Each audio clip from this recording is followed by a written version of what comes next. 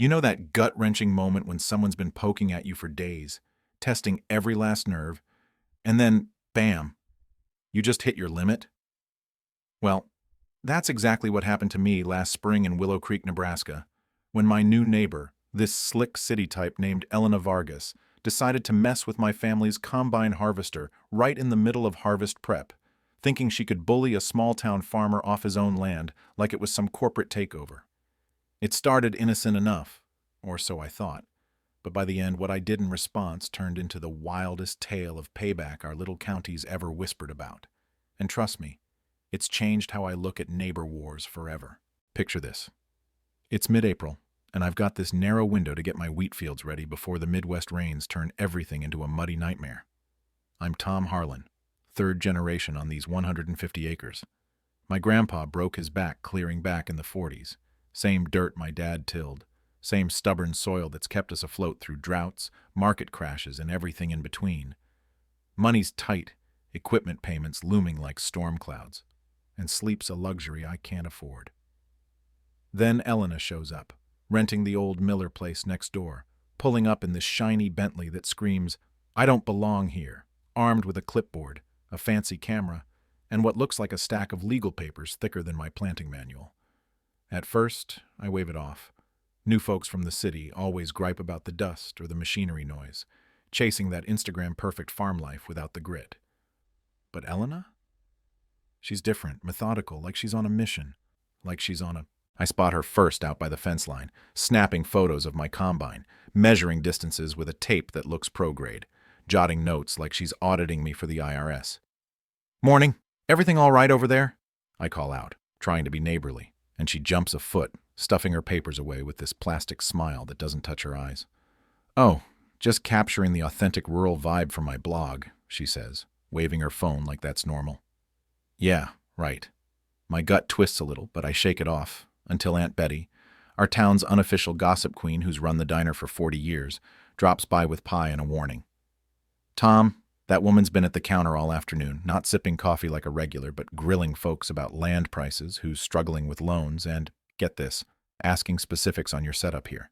Says she's researching investments." Investments? In Willow Creek?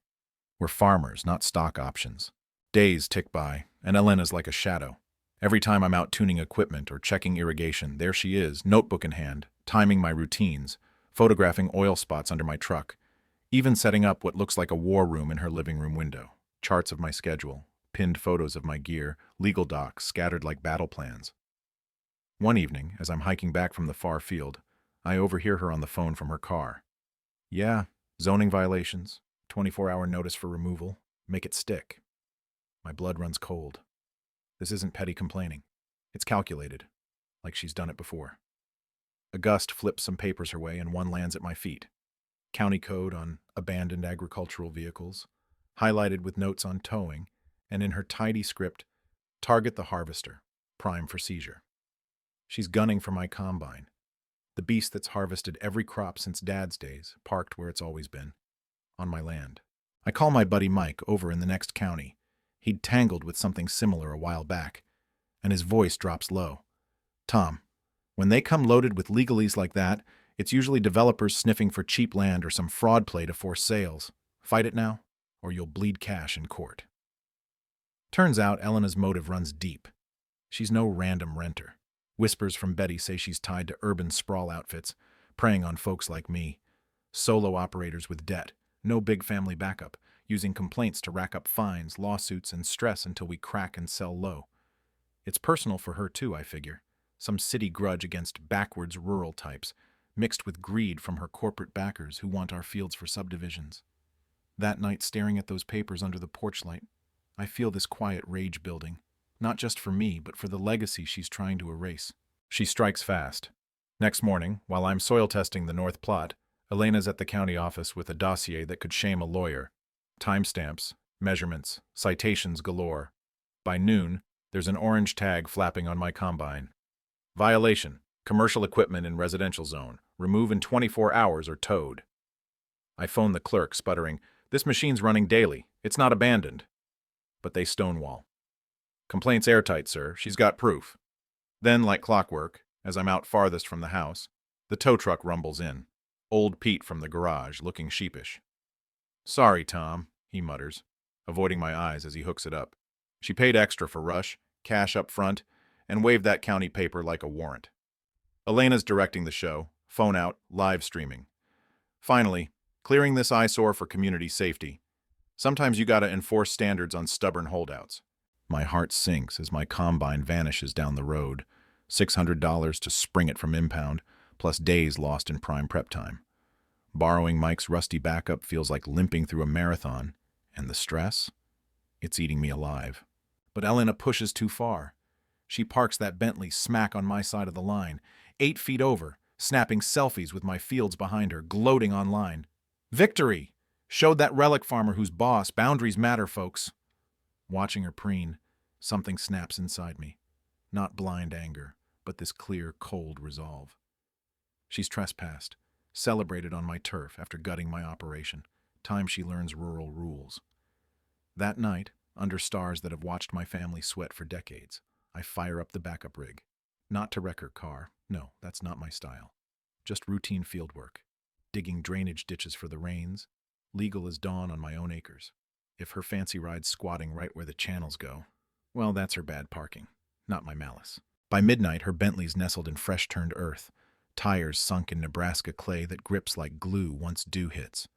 I film it all. Survey stakes proving trespass. Logs of my normal ops. Come dawn, Elena bursts out in silk PJs, spotting her prized possession planted like a bizarre crop. Her shriek echoes, "My $300,000 Bentley, it's farmed. This is sabotage, rural warfare."